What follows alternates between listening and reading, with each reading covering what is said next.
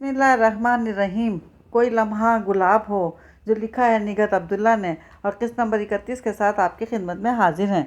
अगर आपने अभी तक हमारा चैनल सब्सक्राइब नहीं किया तो हमारे चैनल को सब्सक्राइब करें और बेल आइकन को प्रेस करना मत भूलिएगा, ताकि आने वाली तमाम इख्सात आपको बर वक्त मिलती रहें। बेगम आफंदी को बादलों की घन गरज सख्त नागवार लग रही थी। जब ही कमरे में आते ही उन्होंने खिड़कियां बंद करके पर्दे भी बराबर कर दिए, फिर अपनी जगह पर आकर लेट गईं और सामने कैलेंडर पर किसी नए कॉन्ट्रैक्ट की डेट देखते हुए इनका जहन फाइका की डिलीवरी की तरफ मुंतकिल हो गया। यानी डॉक्टर ने जो महीना और तारीख बताई थी, वो इस हिसाब से दिन शुमार करके सोचने लगी थी।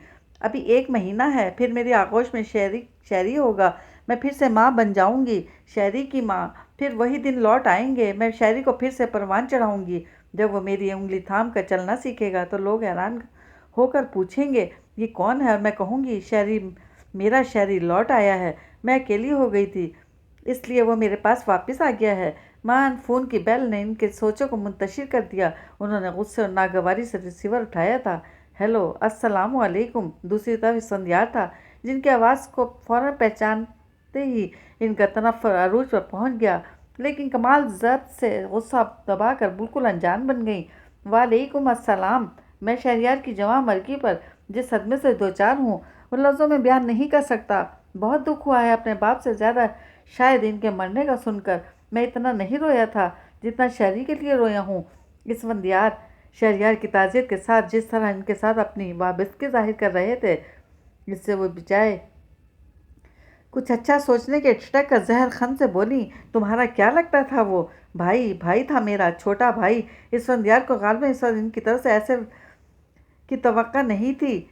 जब ही हैरत के साथ कुछ गड़बड़ा भी गए थे। हाँ भाई, इनके तनफ़्फ़ुर में तंज भी शामिल हो गया। आप इसे भाई कह रहे हैं? मारने के बाद इधर ना समझने वाला अंदाज था। हाँ, तुमने मार डाला, मेरे शहरी को मार दिया तुमने। वो अचानक बफर गई थी। क्या कह रही हैं आप? ठीक कह रही हूँ, और तुम झुठला नहीं सकते, क्योंकि तुम मुझे भी धमकियाँ आमिज़ फ़ोन करते रहे हो। इसे भी जाने क्या कुछ कह डाला कि वो बुलटूट टूट गया, मर गया। वो यकीन से इन्हें शहरियार की मौत का जिम्मेदार ठहरा रही थी। आप गलत कह रही हैं मैडम, मेरी कभी शहरी से बात नहीं हुई, जिसका हमेशा मुझे अफसोस रहेगा। इस फंदियार से ये इल्ज़ाम बर्दाश्त नहीं हुआ था। गुस्से से बोले थे। इधर वो ज़ोर से चीखीं, झूठ बोलते हो तुम, मुझे कोई ज़रूरत नहीं झूठ बोलने की। और आप मुझ पर इल्ज़ाम रख कर क्या साबित करना चाहती हैं? क्या कर सकती हैं आप मेरे खिलाफ? चाहूँ तो बहुत कुछ कर सकती हूँ, लेकिन मेरे पास तुम जैसे फालतू लोगों पर ज़ाया करने के लिए वक्त नहीं है। उन्होंने अपनी बड़ाई जताकर फ़ोन रखना चाहा, लेकिन इधर वो जैसे इनका इरादा भांप कर बोले थे। 1 मिनट, मैं आपसे एक बात पूछना चाहता हूँ। क्या जिलान आफंदी के बेटे को आपने इतनी दूर और इतनी खामोशी से क्यों दफन कर दिया? इस संध्यार ने पूछा तो वो इनके मशकूक लहजे पर तिल मिलाकर बोली, क्या मतलब है तुम्हारा? कोई टेढ़ी बात नहीं की, मैंने सीधे साधे सवाल किया है और सीधा साधा जवाब चाहता हूँ। उन्होंने कहा तो दांत पीस कर बोली, मैं तुम्हारे किसी सवाल का जवाब देने की पाबंद नहीं हूँ। फिर भी सुन लो कि शहरी की वसीयत थी। और क्या वसीयत की है इसने? धीरज से पूछा गया। Shut up.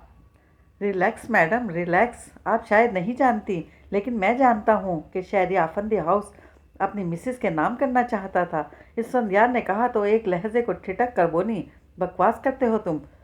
इब्रार कुरैशी साहब से पूछ लें, शहरी आखिरी अयाम में इनके पास इसी मकसद से गया था। आपको इब्रार साहब ने नहीं बताया? इस संध्यार ने बताकर ताज्जुब का इजहार किया, तो महज अपनी बरतरी और अहमियत कायम रखने की खातिर बोली, मैं सब जानती हूँ। अच्छा, तो फिर शहरी की आखिरी ख्वाहिश पूरी कर दें। कर सकती हैं तो आफंदी हाउस इसकी मिसिस के नाम कर दें। इधर इस्तज़ाहिया के साथ चैलेंज था। इनकी कुछ समझ में नहीं आया तो पहले रिसीवर पटका, फिर पूरा सेट उठाकर दीवार पर दे मारा। इसके बाद इनका गुस्सा कम नहीं हो रहा था। कितनी देर तिलमिलाती रहीं, फिर कमरे से निकल कर लाउंज में आ बैठी थी, लेकिन तूफानी बारिश ने सारी अफरा तफरी समेट ली थी। लोग अपने घरों में जाने दुबक कर सो गए थे या रत जगह मना रहे थे। शोर सिर्फ बारिश का था, और फिर इनकी समातों में संजार की आवाज़ गूंज रही थी। शहरी आफंदी हाउस अपनी मिसेस के नाम करना चाहता था। इब्रार साहब से पूछ लें, शहरी आखिरी अयाम में इनके पास इस मकसद से गया था। नहीं, कितनी देर इनका जहन सोचने पर आमादा हुआ था। झूठ कहता है इस संध्यार, मेरी मर्जी के बगैर शहरी कभी एक कदम भी नहीं चला। इतना बड़ा फैसला कैसे कर सकता है? या हो सकता है फायका के उकसाने पर? फायका, इनके अंदर एकदम शरारे भर गए। वो जैसे ज़रूर वो मिस ने ज़रूर उसी ने उकसाया होगा। अव्वल रोज़ ही अपने औकात भूल गई थी और मेरी जगह लेना चाहती है। इसे मालूम नहीं कि मुझसे पहले यहाँ आने वाली औरत भी यहाँ नहीं ठहर सकी, और ये क्या ठहरेगी। आफंदी हाउस के ख्वाब देखती है। मेरे शहरी को बहका दिया, और इब्रार कुरैशी ने भी मुझे नहीं बताया क्यों। उन्होंने वाल क्लॉक पर नज़र डाली और फिर इसी वक्त इब्रार कुरैशी के घर फ़ोन कर डाला। हेलो, इब्रार कुरैशी की बेटी की आवाज़ थी। इब्रार साहब हैं, मैं बेगम आफंदी हूँ, वो कहकर इंतज़ार करने लगी। जी बेगम साहिबा, अस्सलामु अलैकुम। कदर ताख़ीर से इब्रार कुरैशी लाइन पर थे। सॉरी इब्रार साहब, मैंने इस वक्त आपको डिस्टर्ब किया। वो सलाम का जवाब दिए बगैर बोली तो इब्रार साहब ने भी कोई रस्मी बात नहीं कही। जी फरमाइए। वो मुझे ये कहता था कि शहरी लंदन जाने से पहले अपनी ख्वाहिश लेकर आपके पास गया था। उन्होंने बजाय इनसे तस्दीक करवाने के छूटते ये बावर करवाया कि वो बेखबर नहीं हैं, और ज़ाहिर इब्रार कुरैशी बुखलाए थे। कैसी ख्वाहिश, आप भूल गए। आफंदी हाउस अपनी मिसेस के नाम करवाना चाहता था, तो आपने इस सिलसिले में क्या कहा। उन्होंने कहा तो इब्रार कुरैशी माजरत करते हुए बोले, सॉरी बेगम साहिबा, ये मुमकिन नहीं है। इब्रार साहब, यहाँ कुछ भी नामुमकिन नहीं। जिलान आफंदी की तहरीर करदा वसीयत यकीनन आपके पास होगी। आप चाहें तो। वो बज़ाहिर बहुत आराम से बात कर रही थी। नहीं बेगम साहिबा, मैं कोई गलत काम नहीं कर सकता। जिलान आफंदी की वसीयत के मुताबिक इनकी तमाम प्रॉपर्टी में इसफंदियार और शहरियार बराबर के हकदार हैं। आपको शहरी ने बताया होगा। इब्रार कुरैशी ने कहा तो जो पूरे ध्यान से सुन रही थी बेनियाज सी बोली, हाँ बताया था।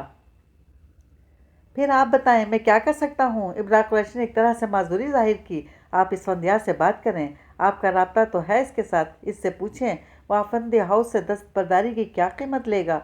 उन्होंने बहुत यकीन से इनका इसफंदियार से राब्ता जता कर कहा, माफ़ कीजिएगा बेगम साहिबा, मेरा इसफंदियार से कोई राब्ता नहीं है। इब्रार कुरैशी कदर रुक कर बोले थे। फिर कैसे राब्ता होगा। आप मुझे बताएं कि ये इसफंदियार कहाँ से आ गया। मेरा मतलब है, खुद आपने मुझसे कहा था कि जिलान आफंदी की पहली बीवी और बच्चे एक्सीडेंट के शिकार हो गए थे। फिर इसफंदियार ज़िंदा कैसे हो गया। वो इब्रार कुरैशी पर हावी होने की कोशिश कर रही थी। मुझे नहीं मालूम बेगम साहिबा, मुझसे जो कुछ जिलान साहब ने कहा था मैंने आपसे वही कहा। इसके बाद इसफंदियार कहाँ से आ गया ये वही आकर बताएगा। मैं इसके बारे में ज़्यादा कुछ नहीं जानता। ये जानते हैं कि वो जिलान आफंदी का बेटा है। उन्होंने कसदन सोचते हुए अंदाज में पूछा। मैं यकीन से नहीं कह सकता। सामने आकर अपनी पहचान करवाएगा तभी तो हम मानेंगे। इब्रार कुरैशी ने इस बार खुद को इनके साथ शामिल करके गोया इन्हें यकीन दिलाया था कि उनके वफादार हैं। हाँ, मैं भी यही कहना चाह रही हूँ। वो फ़ौरन बोली थी, जी मैं समझ रहा हूँ, आप फ़िक्र नहीं करें। कोई ऐरा गैर शख्स जिलान आफंदी का बेटा होने का दावा करके हमें धोखा नहीं दे सकता। हम पूरी तहकीक करेंगे और किसी भी सूरत में आपको परेशान होने की ज़रूरत नहीं है। मैं परेशान नहीं हूँ, मैं तो बस शहरी की ख्वाहिश। असल में मैं इस वक्त बिल्कुल अकेली हूँ और मुझे शहरी बहुत याद आ रहा है। वो जानबूझकर बेरब्त बोल रही थी ताकि इब्रार कुरैशी इनकी तमाम गुफ्तगू बेमानी करार दे दें। बेगम साहिबा, अल्लाह आपको सब्र दे, दुआ करें। उन्होंने कहकर सिलसिला मुनक़ता कर दिया और फिर नए सिरे से इस सारी बातों को सोचने लगी थी। रात भर की बारिश के बाद अब सुबह बहुत उजली उजली निखरी निखरी थी। साफ शफाफ आसमान लग रहा था जैसे सारा गुबार निकाल कर हल्का फुल्का हो गया हो। इसकी नीलाहटें आंखों को खीरा कर रही थी। वो बरामदे में रुक कर आसपास का जायज़ा ले रही थी। नीले आसमान से होती इसकी नज़रें कुछ देर नीम के पेड़ पर ठहरी। फिर क्यारी में झूमते पौधों को देखते हुए वो अम्मी को पुकार कर बोली, अम्मी नाश्ता करते ही निकल चलेंगे। क्यों। अम्मी के बजाय अज़ाम की आवाज़ पर इसने पलट कर इन्हें देखा। फिर पूछने लगी, अम्मी कहाँ चली गईं। अंदर गई हैं। चलो, आसमा ने नाश्ता रख दिया है। अज़ाम कहते हुए आगे बढ़ गए तो उनके पीछे चली आई और मामू जी को सलाम करके अम्मी के पास बैठते ही फिर बोली, नाश्ता कर लें फिर चलते हैं। क्यों बेटी, काहे की जल्दी है। पीछे कोई काम अधूरे छोड़ आई हो। मामी जी ने टोकते हुए कहा तो साफ गोई से बोली, नहीं मामी जी, असल में मामा का कुछ पता नहीं कब बुला लें। खैर है, अभी 2 दिन तो आए हुए हैं, बुलाएं भी तो मना कर देना। मामी जी ने कहा तो अंदर ही अंदर जज्बुत सी होकर बोली, नहीं मामी जी, वो भी तो अकेली हैं, शायद रात में उन्होंने इधर फ़ोन किया हो। अच्छा नाश्ता करो, तुम्हें ज़्यादा हर एक की फ़िक्र रहती है। अस्मा ने इसे नाश्ते की तरफ मुतवज्जा करने की गर्ज से कहा। इसने पहले अम्मी को देखा, फिर प्लेट पर झुक गई, लेकिन इसके जहन में बेगम आफंदी सवार थीं। اس لیے कोई चीज़ इसके हलक से नहीं उतर रही थी। मुश्किल एक स्लाइस, वो भी चाय के घूंट ले लेकर हलक से उतारा, और इससे पहले कि सब इसरार करते वो उठकर अस्मा के कमरे में चली गई तो अम्मी फिक्रमंदी से बोली, समझ में नहीं आता इस लड़की का क्या होगा, इसकी सास क्या चाहती हैं। मामू जी ने पूछा तो अम्मी समझी नहीं। क्या मतलब, क्या चाहती हैं? इसे अपने पास रखना चाहती हैं क्या? नहीं, पता नहीं, कुछ कहा तो नहीं उन्होंने, अलबत्ता हक जता रही हैं। अम्मी ने बताया तो मामू जी चौंक कर पूछने लगे, कैसा हक? यही कि इनकी मर्ज़ी के बगैर फ़ायका कहीं आ जा नहीं सकती। यहाँ आने के लिए पहले इसने उन्हें फ़ोन करके इजाज़त ली है और उन्हें गाड़ी भेज दी, तो इसका क्या मतलब है? यही कि फ़ायका इनकी बहू है। मामी जी ने पुरसोच अंदाज में कहा तो अम्मी तायद के साथ बोली, हाँ, और मुझे इससे इनकार नहीं, लेकिन ये हमेशा तो वहाँ नहीं रहेगी। नहीं, अभी जब तक वो ख्याल कर रही हैं करने दो ना। वो रिश्ते नाते एकदम से नहीं तोड़े जाते। आहिस्ता आहिस्ता जब इन्हें सब्र आ जाएगा तो फ़ायका को भी फिर ये खुद चली आएगी। मामू जी ने धीरज से समझाते हुए कहा, हाँ, हम भी इसलिए खामोश हैं कि अभी गम ताज़ा है, वरना सच पूछे तो अब मेरा दिल वहाँ भेजने को नहीं चाहता, क्योंकि सास तो सुबह की गई शाम में आती हैं और ये बेचारी अकेली जब ही इतनी कमज़ोर और निढाल हो गई है। अम्मी की मजबूरी और बेबसी पर अज़ाम ने इन्हें तसल्ली दी। ठीक हो जाएगी फूफो, आप परेशान ना हो, परेशानी तो मुक़द्दर में लिखी है। इतने अरमानों से बेटियां ब्याही थीं। अम्मी ने आह भर कर कहा। मामी जी पूछने लगीं, राबिया का क्या सोचा? हम क्या सोचें, वो हमारी मानती कब है, जो दिल में आता है करती है, नौकरी कर रही है अब। अम्मी के लहजे में अब तासुब सिमट आया था। मर्जी इसकी, हालांकि अफ़ान ने यहाँ बैठी को खर्चा देने को कहा, लेकिन नहीं, कहती है मैं क्यों लूँ, मेरा इससे क्या ताल्लुक़। अम्मी को जैसे दिल की भड़ास निकालने का मौका मिल गया था, क्योंकि घर में राबिया से कुछ कहती तो वह हत्थे से उखड़ जाती थी और अब्बू कुछ सुनना ही नहीं चाहते थे, और फिर एक ही जवाब देते, हम इसके साथ ज़बरदस्ती नहीं कर सकते। और यहाँ इनकी सुनी जा रही थी, इसलिए वो बोले जा रही थी। अज़ाम के इशारे पर अस्मा दस्तरखान समेट कर उठ खड़ी हुई तो खुद भी इसके साथ कमरे से निकल आए। फ़ायका ने नाश्ता नहीं किया, खाना जल्दी पका लो और अगर कुछ मंगवाना हो तो बताओ, मैं ला देता हूँ। इसी मकसद से वो अस्मा को उठा लाए थे। नहीं, फ्रिज में गोश्त रखा है, स्टू के साथ दाल चावल बना लेती हूँ, फ़ायका को पसंद भी बहुत हैं। अच्छी बात है, फ़ायका है कहाँ? उन्होंने वापस पलटते हुए रुक कर पूछा। मेरे कमरे में होगी। आप और चाय पियेंगे तो बना दूँ? इसने जवाब के साथ पूछा तो मना करते हुए बोले, नहीं, बस तुम खाना तैयार करो, और हाँ, फ़ायका को अपने साथ बुला लो, अकेली बैठी बैठी कुड़ रही होगी। आप कहाँ जा रहे हैं? अस्मा ने फ्रिज में से गोश्त निकालते हुए पूछा। कहीं नहीं, अपने कमरे में हूँ। वो कहकर पलटे तो सामने फ़ायका खड़ी थी। फ़ौरन बोली, अज़ाम भाई, हमें घर छोड़ आएँ। छोड़ आऊँगा, रास्ते साफ़ होने दो, उन्होंने नरमी से कहा। फिर भी वो कुछ ज़िद से बोली, रास्ते साफ़ होंगे, बस आप चलें, नहीं तो रिक्शा टैक्सी देखें, हम खुद चले जाएंगे। क्या हो गया है तुम्हें? चलो अंदर, और शाम से पहले जाने का नाम मत लेना। वो इसे डांट कर अस्मा के कमरे में ले आए और इसकी नाराज़ी कसदन नज़रअंदाज करके कहने लगे, तुमने घर में बैठकर बारिश का मज़ा ले लिया, मुझसे पूछो रात में किस तरह घर आया हूँ। सड़कों पर गाड़ियाँ तैर रही थीं, अगर रास्ते साफ़ होते तो मैं ऑफिस न जाता। वैसे तुम्हें यहाँ तकलीफ़ क्या है? मुझसे बात नहीं करें, वो रूठे लहजे में बोली। हाँ, नहीं कर रहा, मैं खुद तुमसे बहुत नाराज़ हूँ। वो कहकर बैठ भी गई तो वो बेपनाह आज़र्दगी में गिर गई। मैं जानती हूँ आप क्यों नाराज़ हैं, मैंने आपको मायूस किया है ना। हमेशा हर छोटी बड़ी बात के लिए भाग भाग कर आपके पास आती रही, और जब ज़िंदगी का अहम मोड़ आया तब सारे फैसले खुद कर लिए, लेकिन मुझे इसमें कोई पछतावा नहीं। मैंने थोड़ी सी रफ़ाकत से एक उम्र चुरा ली है, अब कोई तमन्ना, कोई आरज़ू नहीं। मैं तुमसे इसलिए नाराज़ हूँ। जाम इसकी पूरी बात सुनकर बोले तो चौंक कर पूछने लगी, फिर ये कि तुम राबिया को क्यों नहीं समझा रही? अज़ाम बात बदल गए थे। क्या समझाऊँ अपने घर की अहमियत? वो जो इतने आराम से अपना घर छोड़ कर आ गई है तो ये अक्लमंदी तो नहीं है। अगर डॉक्टर अफ़ान इसके साथ मुखलिस हैं तो फिर इनकी गलती माफ़ करने में इसकी बेहतरी है। उन्होंने कहा तो गहरी सांस के साथ बोली, आप ठीक कह रहे हैं, लेकिन वो सुनने को तैयार नहीं है। तो समझेगी क्या? जॉब कहाँ कर रही है?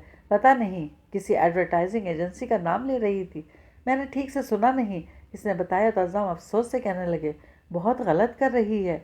इसे सोचना चाहिए कि माँ बाप के लिए तुम्हारा सदमा ही कितना गहरा है। ऐसे में अगर वो अपने शौहर के साथ सुलह कर ले तो कम अज़ कम इसकी फ़िक्र से तो इन्हें निजात मिलेगी। कैसी लड़की है, किसी का एहसास ही नहीं, اور وہ خود اپنے ساتھ بھی بھلائی نہیں کر رہی۔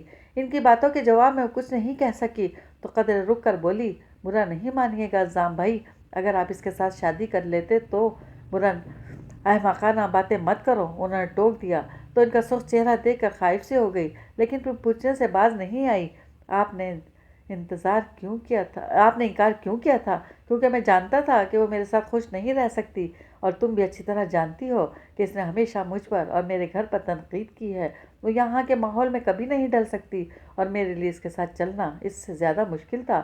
میں ٹہرا سیدھا سادہ ملنگ آدمی جسے عذرائے ہمدردی دل کی ایک گلی سونپی جاتی ہے، باقی گلیوں پر تو جدید دور کا شہزادہ ہی حکمرانی کرتا ہے۔